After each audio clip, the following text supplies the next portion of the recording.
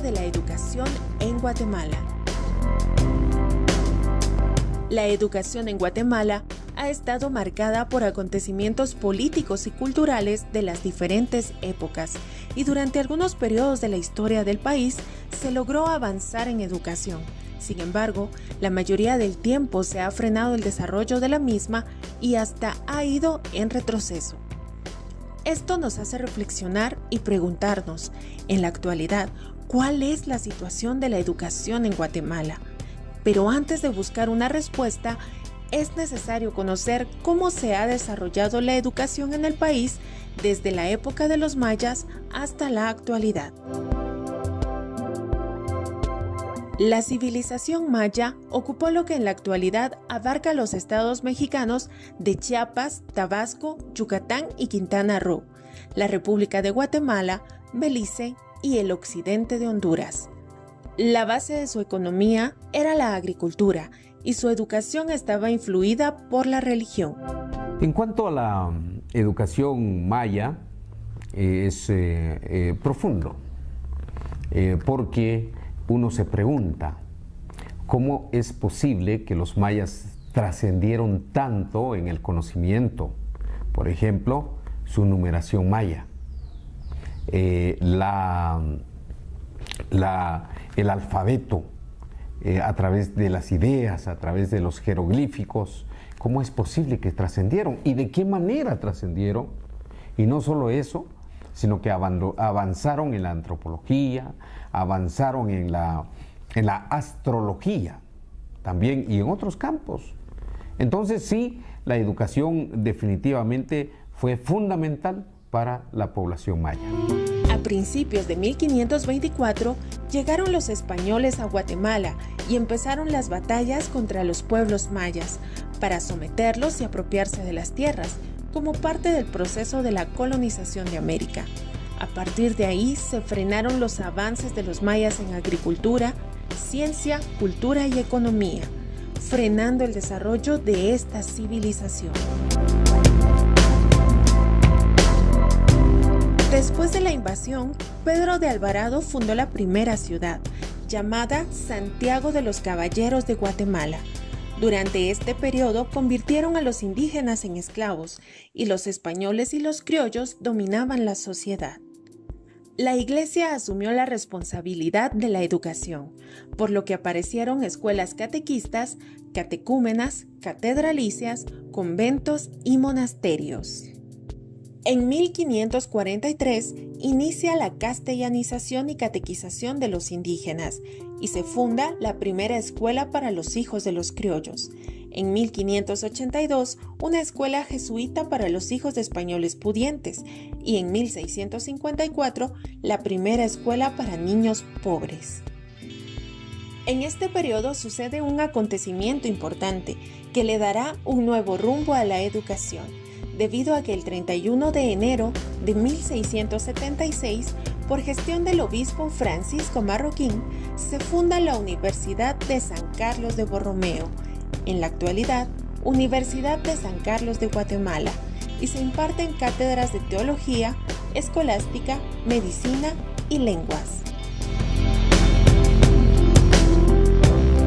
Durante la época independiente, hubo varios momentos significativos para la educación en Guatemala. El primero se dio en 1823, cuando se sentaron las bases constitucionales de la educación y se le asignó al Poder Legislativo la facultad de dirigir la educación. Y luego, en 1824, en la Constitución de la República Federal de Centroamérica, se estableció que el Congreso tenía que dirigir la educación. El segundo momento importante sucedió cuando el doctor Mariano Gálvez fungió como jefe de Estado, porque se formularon las bases para la instrucción pública y se organizó al Ejecutivo para estructurar la enseñanza en el país. En 1834, él hace un cambio bastante importante en la educación en Guatemala. Crea la Academia de Ciencias y lo deja para que pueda dirigir la situación de la educación.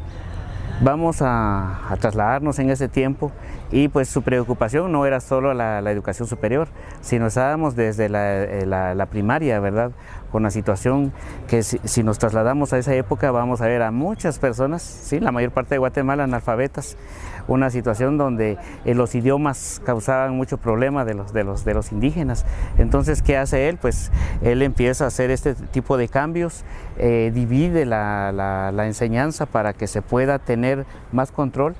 Uno de estos cambios que hace es que introduce un sistema que ya tenía su tiempo en querer fijarse en Guatemala, que es el método lancasteriano, donde los alumnos que más supieran pudieran dirigir a sus compañeros.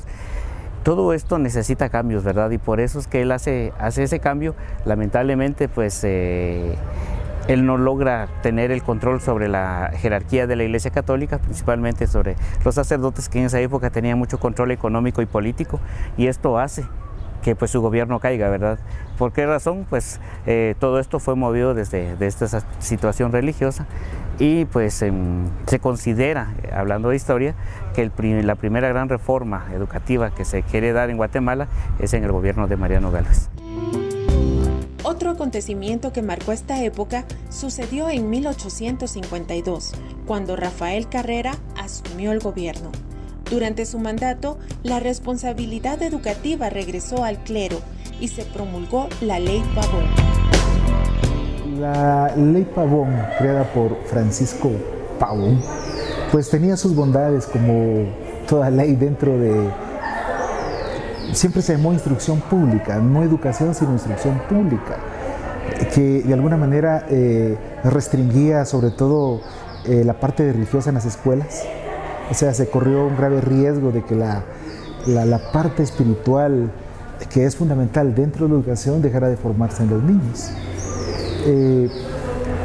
Siempre ha habido un descuido de parte, siempre hay dinero para quienes gobiernan, pero no hay dinero para los que son gobernados. Y entonces, en situaciones económicas, las áreas rurales siempre han sido totalmente descuidadas. La centralización de la educación, sobre todo en la ciudad capital, ha sido uno de los grandes problemas. Creemos que Guatemala solamente es la capital y Guatemala es todo un territorio. Entonces, esta ley vino a restringir en cierto sentido, más que todo, aspectos como secuelas de los problemas que habían anteriormente en los gobiernos anteriores, ¿verdad? Pero, sobre todo, el mayor riesgo era la religiosidad de esa época. En este periodo, la universidad regresó a la estructura impuesta durante la colonia y se disolvieron los cambios realizados por Gálvez. La educación primaria se convirtió en confesional, dogmática y rutinaria, y la doctrina católica se estableció como única práctica religiosa en las escuelas. Este periodo finalizó con la muerte de Carrera, después de estar 21 años en el poder.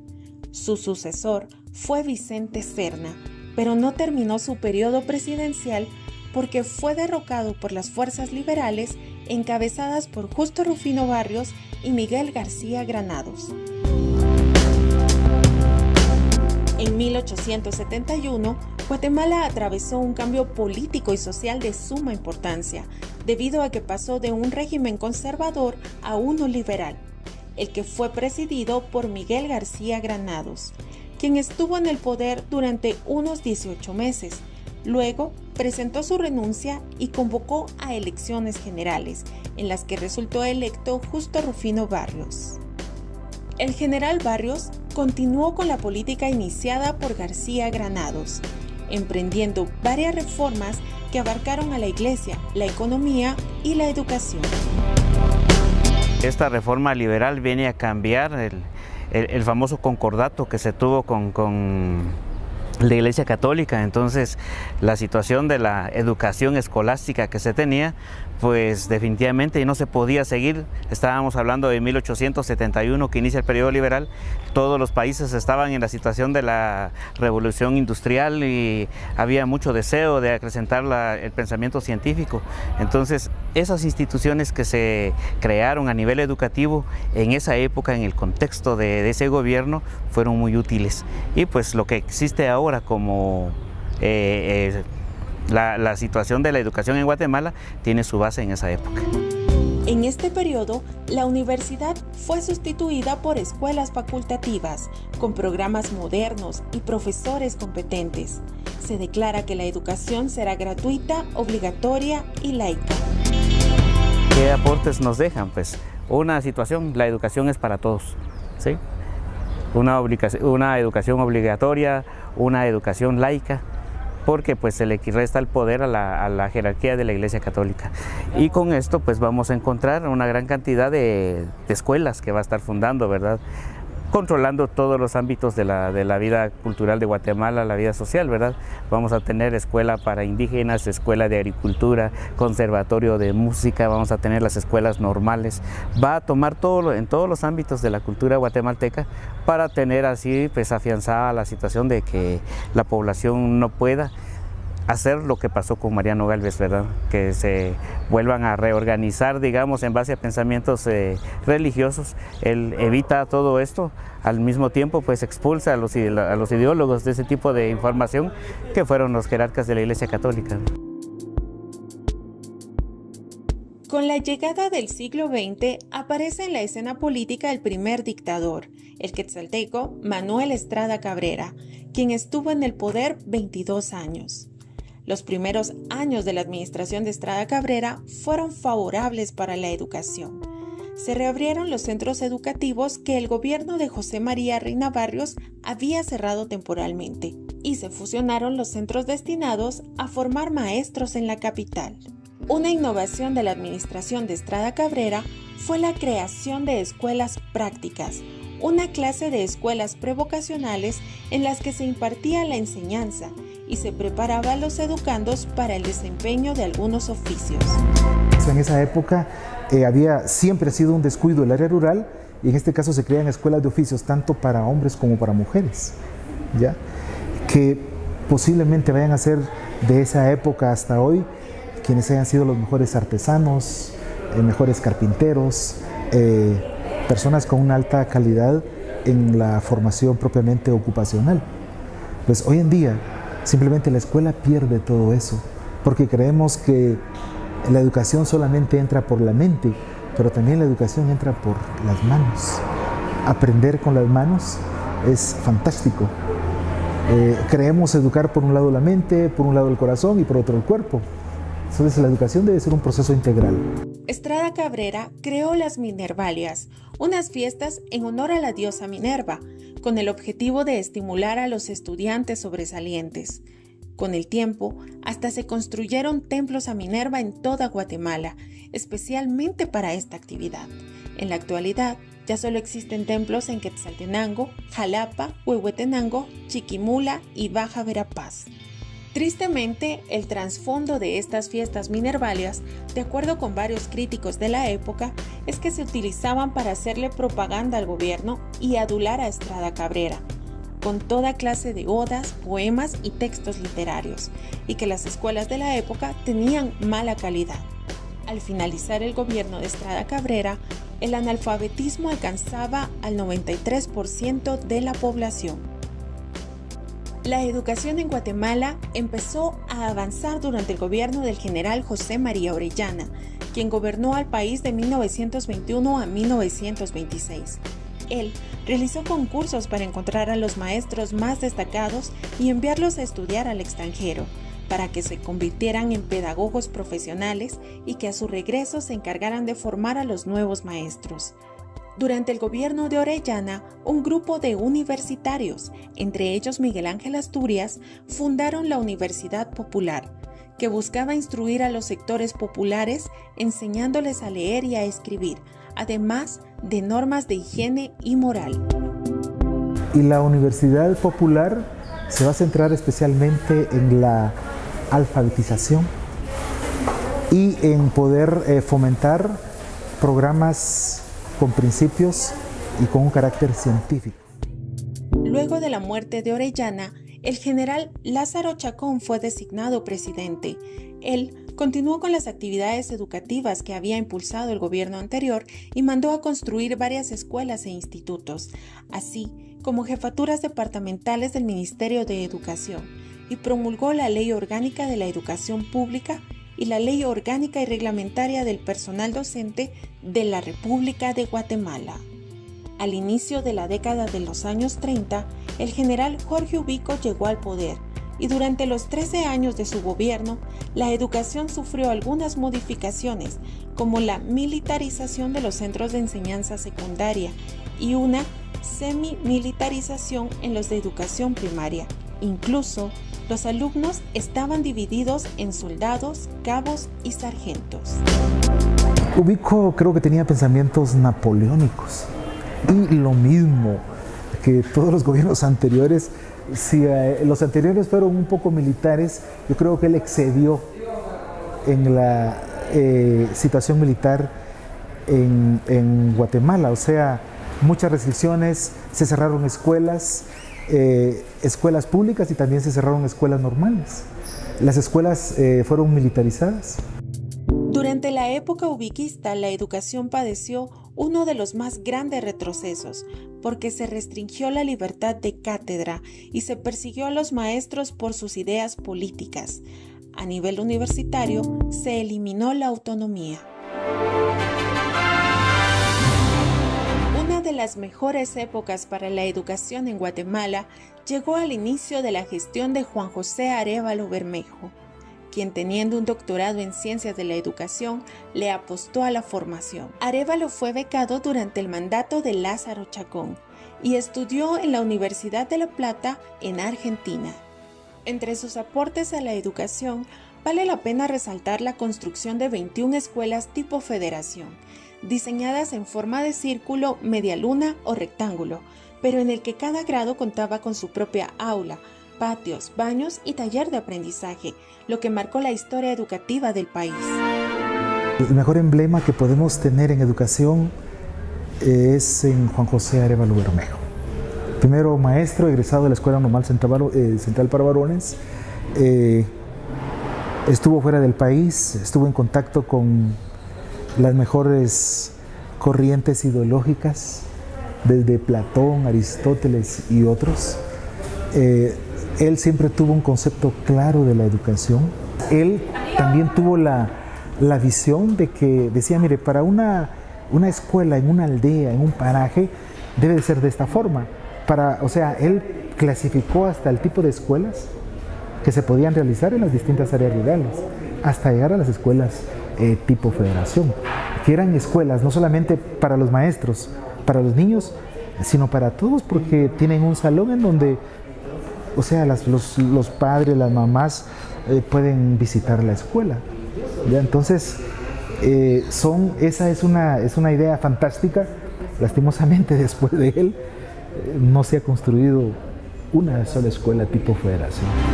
Arévalo también autorizó los estatutos de la Universidad Popular para reabrirla, debido a que Ubico la suprimió durante su mandato. Aumentó el presupuesto del Ministerio de Educación y los salarios de los maestros. Creó la Escuela de Agricultura, la Escuela de Servicio Social y las facultades de Humanidades y Agronomía. Incluso, en Quetzaltenango se abrieron escuelas de Ciencias Económicas y Humanidades. Durante su gestión, se incrementó el número de maestros graduados, las escuelas rurales y los estudiantes. En la segunda mitad del siglo XX, el quetzalteco Jacobo Arbenz Guzmán fue electo presidente de Guatemala y la educación continuó con la misma dinámica de Arévalo. Incluso, en 1954 se reportó un 281% de incremento de estudiantes. Durante su mandato se incrementó la educación rural, la secundaria y la alfabetización, y se atendió a los huérfanos con sistemas modernos. Después de la renuncia de Arbenz a la presidencia, inició la contrarrevolución de 1954. Durante ese movimiento, encarcelaron y expulsaron a muchos dirigentes de magisterio y más de 3,000 fueron destituidos. Con la llegada de Carlos Castillo Armas al poder, se cerraron y suspendieron varios centros educativos y la educación parvularia y la popular quedaron detenidas. Se exoneró de impuestos a las entidades privadas que impartieron educación gratuita, como compensación por sus servicios, y se abrió la oportunidad de crear universidades privadas. avaladas por la Universidad de San Carlos. Cuando Enrique Peralta Azurdia asumió la presidencia, también se exoneró a las universidades privadas de impuestos, contribuciones y arbitrios, con la emisión de la Ley del Impuesto sobre la Renta. En la década de los 80, el desarrollo educativo fue lento y la cobertura del sistema en los niveles de preprimaria, primaria y media fue insuficiente y no correspondía a las necesidades reales de la población. Se produjeron deterioros como la desprofesionalización de magisterio, no solo por el estancamiento salarial, sino también por la falta de estímulos de superación profesional. Entre las medidas positivas de esa época, se puede mencionar el Plan Nacional de Alfabetización, una iniciativa que fue declarada de urgencia nacional en la Constitución de la República de 1985. Sin embargo, en 2018, Guatemala registraba a más de 2 millones de personas analfabetas, de acuerdo a datos del Comité Nacional de Alfabetización, CONALFA. En su oportunidad, casi los procesos de alfabetización se realizó con estudiantes y con voluntarios. Sin una remuneración, que de alguna manera yo creo que como ciudadanos tenemos la obligación de ceder parte de nuestro tiempo. Sin embargo, también yo creo que hay un presupuesto según la Constitución que es el 1% del Producto Interno Bruto orientado hacia el proceso de alfabetización, situación que en algún momento pues no se evidencia que se haya invertido para poder superar esta crisis. En 1992 se amplió la cobertura del sistema educativo con el desarrollo de la educación extraescolar, empleando para la comunicación tanto la formación presencial como a distancia, por lo que se establecieron escuelas radiofónicas y las de educación de adultos por correspondencia. En el periodo de gobierno de Vinicio Cerezo se organizaron encuentros educativos que promovieron la reforma educativa, prevista para el periodo de 1986 a 1991. Con el objetivo de impulsar esta reforma, se creó el Sistema de Mejoramiento y Adecuación Curricular, SIMAC. La segunda etapa de la reforma educativa inició con la firma de los Acuerdos de Paz, con los que llegó una reforma educativa que planteó un modelo de educación bilingüe y pluricultural, y de la que aún falta cumplir varios convenios. Han pasado ya casi 30 años y los logros han sido muy escasos debido a varios factores. En primer lugar, de que no hay políticas de gobierno bien definidas para darle seguimiento a los procesos, y esto de alguna manera pues viene a evitar que esos objetivos y esas metas se alcancen. Entonces, a través de la firma de los acuerdos de paz se impulsa una democracia incipiente. Y todas las instituciones tenemos que actuar. La reforma educativa no tiene sentido si no hay reforma actitudinal del docente y de los estudiantes. Entonces sí, yo valoro la apertura democrática.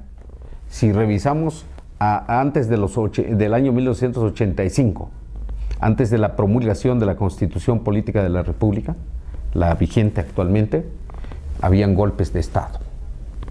Y ahora que se está construyendo la democracia, es tarea de ustedes, tarea nuestra de consolidarla, tarea de ustedes de participar más en la academia, tarea de ustedes y mía de prepararnos de la mejor manera, porque el mejor recurso de un país es su talento humano. En el año 2000, Alfonso Portillo asumió la presidencia de Guatemala y durante su periodo se implementó el Currículo Nacional Base.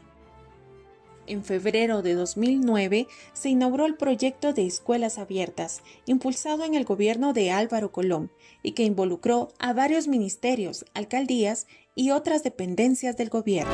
Estas escuelas funcionaron, casi puedo atreverme a decir, de que en las áreas urbanas, específicamente con el propósito de rescatar a los niños, adolescentes y jóvenes de los grupos juveniles organizados en la delincuencia. La intención también era contribuir a su formación específicamente en diferentes áreas, específicamente en la cultura, en el arte y en el deporte, por supuesto. Sin embargo, pues esto no alcanzó tampoco los propósitos que el ministerio se trazó, porque de alguna manera, como muestra de ello, no hubo seguimiento. Y esto pues definitivamente nos da la pauta de que en nuestro país, en materia educativa, no se aplican políticas de Estado, sino políticas de gobierno. Durante el gobierno de Otto Pérez Molina, se aplicó una reforma al magisterio, cambiándolo por un bachillerato en educación con una duración de 2 años, para que los estudiantes continuaran estudios en la universidad y se especializaran en la docencia a través de profesorados o licenciaturas. Uno de los objetivos era mejorar la calidad educativa. Sin embargo, con esos procesos, de alguna manera, pues se viene a contribuir también a la formación profesional. Y en ese sentido, pues el Ministerio de Educación ha venido trabajando de manera intensiva. Sin embargo, pues también los resultados no han sido los más deseados. En el 2016, Jimmy Morales llega al poder y en su tercer informe de gobierno resaltó el programa Comprometidos con Primero. Para este programa se asignaron 35 millones de quetzales de presupuesto para impactar a más de 400,000 niños y alrededor de 20,000 maestros especializados en este grado. Esta es una acción que inició el Ministerio de Educación con el propósito de, en primer lugar, evitar la deserción escolar y la repitencia. Y desde ese contexto, pues creemos de que se han manejado muchas estrategias de parte del magisterio con la intención de alcanzar ese propósito, pero al final de cuentas viene siendo una acción muy positiva, pero con muy pocos resultados y que en algún momento vino a desvirtuarse la intención, ya que así como hay muchos maestros, gran cantidad de maestros que aman su profesión, también hay algunos con el debido respeto que de alguna manera pues no dan la talla del ser maestro, pero con la intención de no quedar mal en los resultados, pues promueven a los estudiantes, no importando que hayan o no alcanzado las competencias. Todavía no hay estadísticas de este programa, ya que es muy prematuro tener resultados que revelen cuán efectiva ha sido su ejecución. Y aunque es primordial fortalecer la lectoescritura en los estudiantes que se inician en el aprendizaje, hay muchos desafíos pendientes en todos los niveles de la educación del país. A nivel universitario hay muchas carencias. Hacen falta laboratorios, hay aulas sobrepobladas sin escritorios disponibles para todos los estudiantes, quienes deben quedarse de pie o sentarse en el piso para tomar apuntes. Estos inconvenientes evitan una formación de calidad en los universitarios, quienes serán los siguientes profesionales y líderes que trabajen por el bienestar del país. Por ejemplo, acá existe un gran hacinamiento de estudiantes.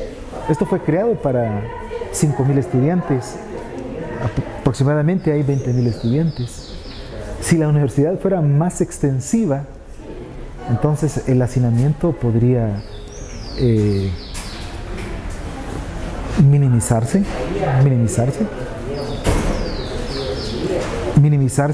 y así como la educación primaria, secundaria, diversificada ha llegado a todas partes, la universidad tiene la obligación de llegar a todas partes. Al conocer la historia de la educación en Guatemala, nos damos cuenta que los gobiernos de turno le han dado poca importancia a la formación y no han tenido una visión ni la disposición de mejorar la calidad y la cobertura, lo que ha contribuido al detrimento de la educación. Antes de la firma de los acuerdos de paz, el 1.5% se asignaba del PIB se asignaba a educación. ¿Y cuántos años después? 18 años, creo yo, después de la firma de los acuerdos de paz, o más, ¿verdad?